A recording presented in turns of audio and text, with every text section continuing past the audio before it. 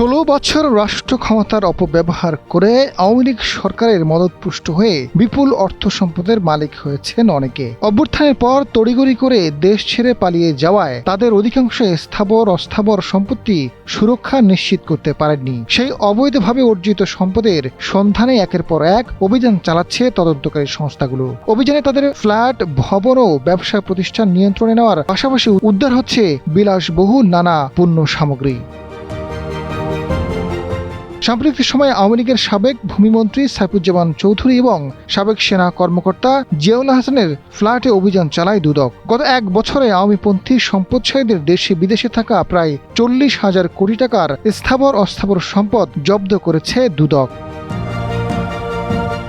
অন্যদিকে আদালতের নির্দেশে সিআইডি 2025 সালের জানুয়ারি থেকে চলতি বছরের মার্চ মাস পর্যন্ত 15 মাসে 354 কোটি 20 লাখ টাকা মূল্যের সম্পদও তহবিল জব্দ ও বাজেয়াপ্ত করেছে। জব্দ করা সম্পদের মধ্যে 38,557 জমির মূল্য প্রায় 221 কোটি 60 লাখ টাকা। একই সময়ে 421টি ব্যাংক হিসাব অবরুদ্ধ করা হয়েছে। ওইসব হিসাবে প্রায় 42 কোটি 90 লাখ টাকা জমা ছিল। বাজেয়াপ্ত সম্পদের তালিকায় আরও রয়েছে 350% জমি, 20টি ফ্ল্যাট ও 11টি কোম্পানির শেয়ার এবং 23টি যানবাহন। এগুলোর সম্মিলিত মূল্য 25 কোটি টাকা।